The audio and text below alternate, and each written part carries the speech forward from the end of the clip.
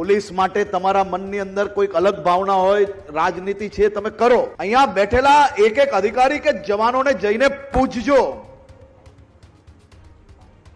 કેટલા લોકોએ પોતાના પરિવાર જોડે દિવાળીનો ત્યાગ કર્યો. ડેપ્યુટી સીએમ હર્ષ સંઘવીએ ફરી એકવાર મોટું નિવેદન આપ્યું છે. મેવાણી અને ગોપાલ ઇટાલિયાના નામ લીધા વગર હર્ષ સંઘવી જવાબ આપતા જોવા મળ્યા.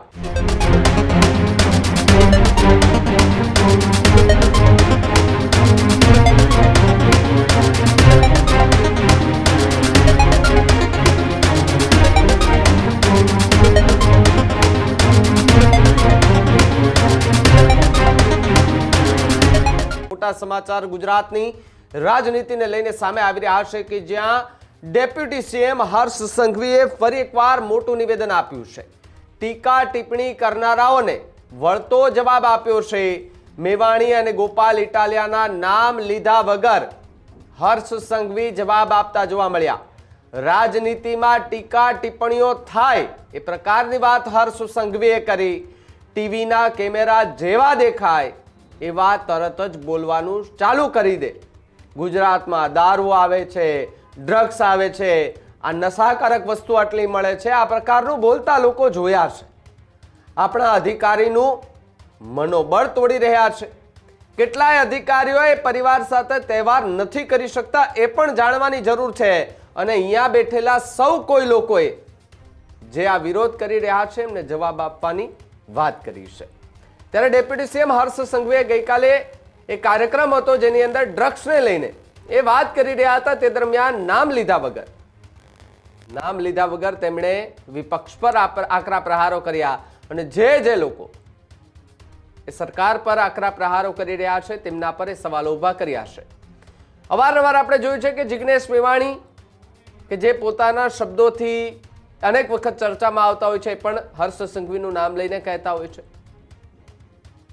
વિસાવદરના ધારાસભ્ય આમ આદમી પાર્ટીના નેતા ગોપાલ ઇટાલિયા એક વખત ચર્ચામાં આવતા હોય છે. એ બંનેનું નામ લીધા વગર હર્ષ સંઘવીએ એવો જવાબ આપ્યો કે ત્યાં સૌ કોઈ લોકો બેઠા હતા તે પણ વિચારવા પડી ગયા કે જવાબ કોને આપ્યો છે. કારણ કે ગુજરાતની અંદર જ્યારે ડ્રગ્સ કરોડો રૂપિયાનું પકડાય છે તો એટીએસ પકડે છે, અધિકારીઓ પકડે છે. અને ડેપ્યુટી સીએમ હર્ષ સંઘવીએ એવું પણ કહ્યું કે એ અધિકારી પોતાના નાના બાળકોને મૂકી, પરિવારને મૂકી અને પછી ડ્રગ્સ પકડવા માટે નીકળી જતા હોય છે.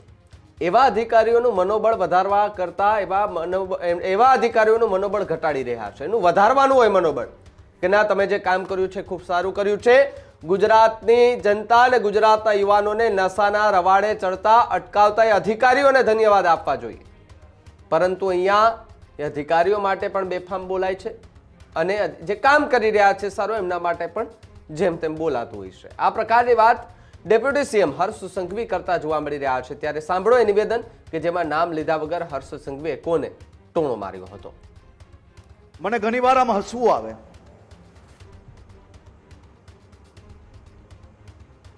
અનેક લોકો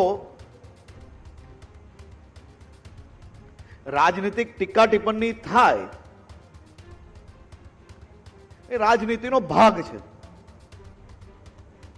પરંતુ અનેક લોકો આમ ટીવીના પેલા કેમેરા દેખાય ને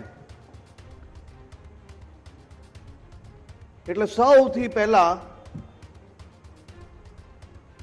ગુજરાતમાં આટલું ડ્રગ્સ પકડાઈ ગયું. મારી તો અહીંયા બેઠેલા સૌ સિનિયર લોકો પાસે એટલી જ વિનંતી છે કે તમે સૌ લોકો તો અનુભવી લોકો છો. પકડવા જનાર આપણા અધિકારી કે આપણા જવાનોનું મનોબળ તોડતી વાતોને સાચા અર્થમાં જવાબ આપવાની જવાબદારી બી તમારા જ સૌ લોકોની છે. પકડવા માટે અહીંયા બેઠેલા એક એક અધિકારી કે જવાનોને જઈને પૂછજો કેટલા લોકોએ પોતાના પરિવાર જોડે દિવાળીનો ત્યાગ કર્યો. આ મારી ગુજરાત એટીએસના કેટલાય લોકોએ પોતાના દીકરા દીકરીના જન્મદિવસ ચાલુ હશે અને કાર્યક્રમ છોડીને આપણા રાજ્યમાં ડ્રગ્સ આવતા અટકાવવાનું કામ કર્યું. અને કેટલાય એવા જવાન અધિકારીઓ છે કે જેના ઘરમાં બાળકો હજી નાના નાના છે, એવા અધિકારીઓએ કેટલા લોકોએ ગોળીઓનો સામનો કરીને રાત દિવસ એક કરીને આ રાજ્યમાં ડ્રગ્સ આવતું અટકાવવાનું કામગીરી કરી. જઈને પોલીસ માટે તમારા મનની અંદર કોઈક અલગ ભાવના હોય, રાજનીતિ છે, તમે કરો.